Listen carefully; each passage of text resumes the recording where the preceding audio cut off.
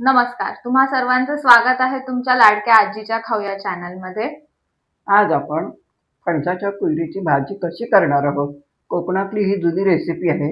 मी कशी चिरतात ते तुम्हाला दाखवणार आहे आणि तशीच भाजी करून दाखवणार आहे। मी इथे थोडं थंड पाणी घेतलेलं आहे। थोडंसं हाताला लावण्यासाठी तेल घेतलंय कारण ते चिकट असतं म्हणून चीक असतो त्याला। आणि ताक घेतलाय। ते ताकात इथे मी पाण्यात घालणार आहे ताक, म्हणजे त्याचा तो राप असतो तो सगळा निघून जातो। आणि फणसाची कुयरी स्वच्छपैकी धुवून घेतलेली आहे। झाडावरची ताजी कुयरी आहे।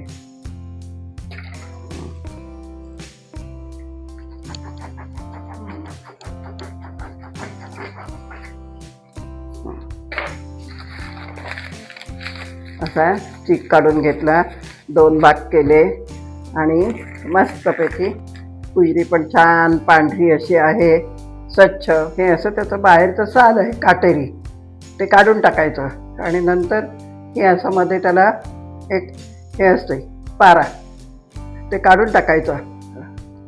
आणि मग ही बाजूची जी भाजी आहे चांगलं तो काढून घ्यायची। ती पाव असते, ती कोळी असते तर घ्यायची, जून असली तर घ्यायची नाही। त्याची भाजी करायची, पण खरी भाजी अशी फणस असा चिरून करतात। पुष्कळ लोक ते कुकरमध्ये लावतात, आम्ही कुकरमध्ये लावत नाही। कोकणात पटकन असं भाजी शिजून जाते। आणि आता ती कशी चिरायची ते मी तुम्हाला दाखवते।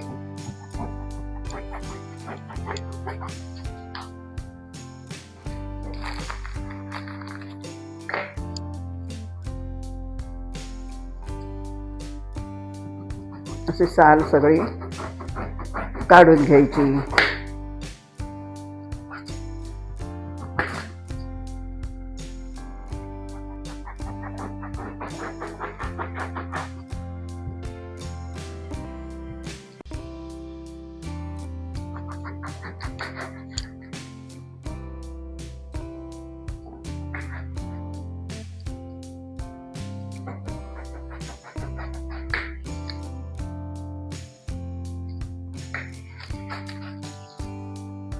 आता ही पाव आहे त्याची, ती पण कोळी असली की चिरली जाते आणि भाजी चांगली लागते, तसं काय वाईट लागत नाही।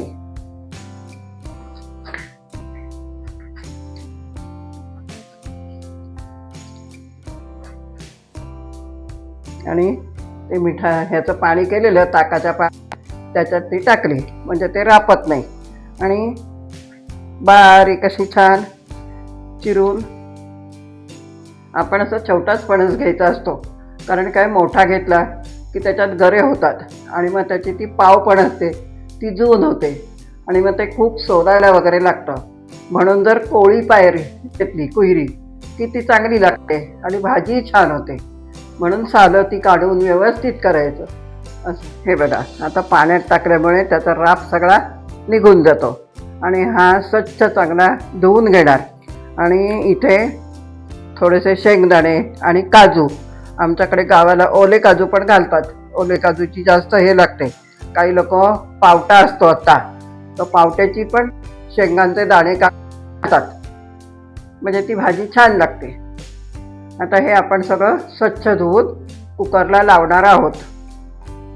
आता हे स्वच्छ धुवून घेतलेलं आहे, त्याच्यात दाणे घातलेले आहेत, काजू घातलेले आहेत, ते मी आता कुकरमध्ये थोडंसं पाणी घातलं आहे आणि कुकरमध्ये शिजत ठेवणार। साहित्य दाखवते। तेल घेतलेलं आहे, मोहरी, जिरं, हिंग, हळद, तिखट, गोडा मसाला, गूळ, कोथिंबीर, नारळ आणि ह्या फोडणीसाठी वरून देण्यासाठी म्हणून मिरच्या घेते आणि हे मीठ आहे। आता हे भाजीचं झाकण उघडते। भाजी आता कुकरमधून शिजवून घेतली, ती मस्तपैकी शिजून झालेली आहे, एकदम छान शिजलंय। आता गॅस पेटवून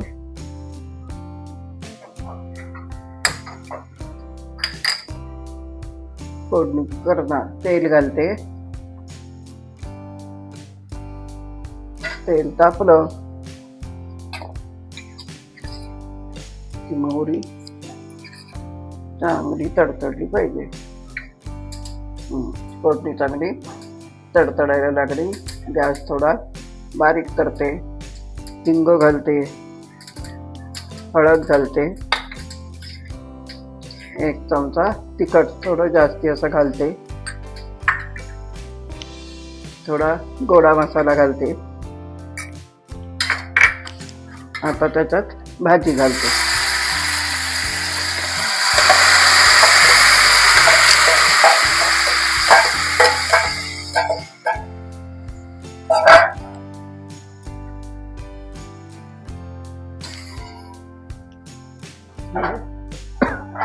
गूळ घालते थोडासा चवीसाठी.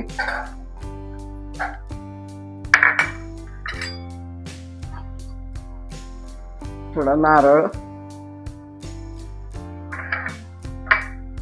कोथिंबीर,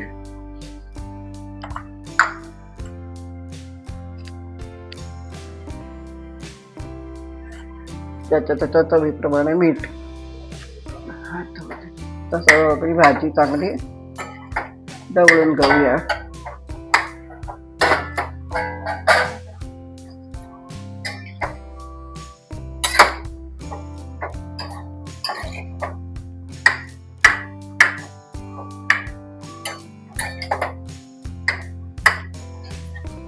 तोपर्यंत इकडे मी फोडणीसाठी कढई तापत ठेवते.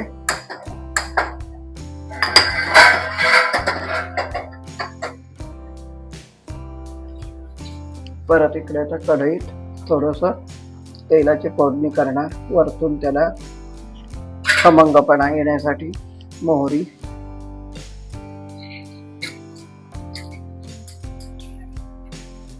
हिंग, थोड्याशा लाल मिरच्या, जराशी हळद, रंगासाठी थोडं आणखी तिखट.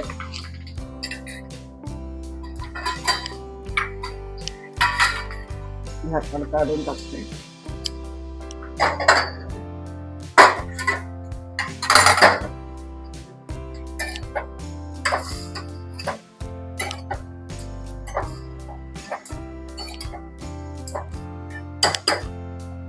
वरतून छानपैकी फोडणी.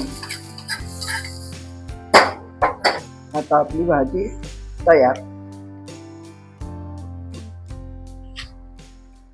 आता ही आपली भाजी सुंदरपैकी तयार झालेली आहे.